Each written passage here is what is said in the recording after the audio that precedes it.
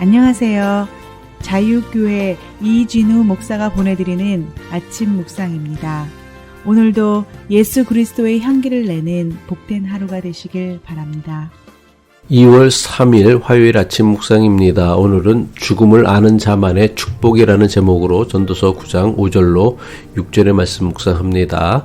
산자들은 죽을 줄을 알되 죽은 자들은 아무것도 모르며 그들이 다시는 상을 받지 못하는 것은 그들의 이름이 잊어버린 바 됨이니라. 그들의 사랑함과 미워함과 시기함이 없어진 지 오래니 해 아래에서 행하는 모든 일 중에서 그들이 다시는 몫을 가지지 못하리로다. 또 하루의 일상을 시작합니다. 오늘도 살아있음을 감사하며 소중한 하루를 잘 살아내시길 응원하고 기도합니다. 어제 묵상에서 우리는 산개가 죽은 사자보다 낫다는 전도자의 말씀을 통해 살아있다는 것 자체가 그 어떤 것보다 존귀한 소망임을 살펴보았습니다. 오늘 묵상하는 말씀에서 전도자는 산자와 죽은 자의 차이를 더욱 구체적으로 설명하며 삶의 의미를 깊이 성찰하게 합니다. 전도자는 오늘 본문에서 산자와 죽은 자의 결정적인 차이를 한 가지 언급합니다. 그것은 바로 산자들은 죽을 줄을 알되 죽은 자들은 아무것도 모른다는 것입니다. 전도서 9장 5절 전반부죠. 산자들은 죽을 줄을 알되 죽은 자들은 아무것도 모르며. 죽을 줄을 아는 것이 어떻게 축복입니까? 오히려 불행처럼 들리지 않습니까? 하지만 전도자는 죽을 줄 아는 것, 이것이야말로 산자만이 누리는 특권이라고 말씀합니다. 죽을 줄을 안다는 것은 무엇을 의미합니까?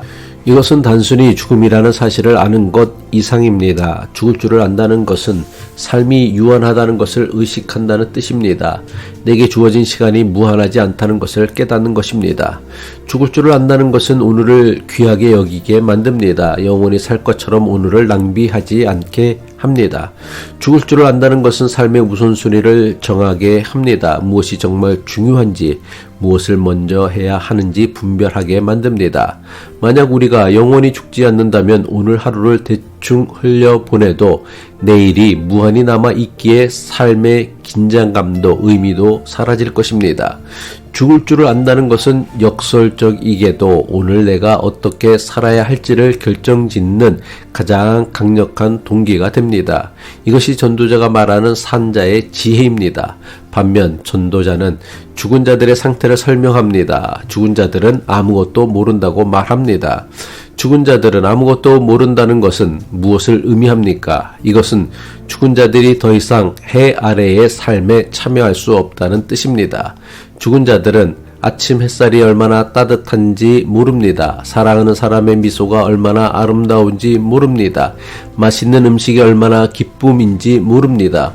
죽은 자들은 세상에서 일어나는 일들을 더 이상 경험하지 못합니다. 그들은 해 아래의 삶으로부터 완전히 단절되었습니다. 전도자는 죽은 자들은 다시는 상을 받지 못한다고 말씀합니다. 전도서 9장 5절 후반부죠. 그들이 다시는 상을 받지 못하는 것은 그들의 이름이 잊어버린 바 됨이니라. 여기서 상은 무엇을 의미합니까? 이것은 삶에서 누리는 모든 좋은 것들을 의미합니다. 일의 보람, 관계의 기쁨, 성취의 만족 등입니다. 산자는 수고한 만큼 보상을 받을 수 있습니다. 사랑한 만큼 사랑을 받을 수 있습니다. 오늘 뿌린 씨앗이 내일 열매를 맺는 것을 볼 수 있습니다.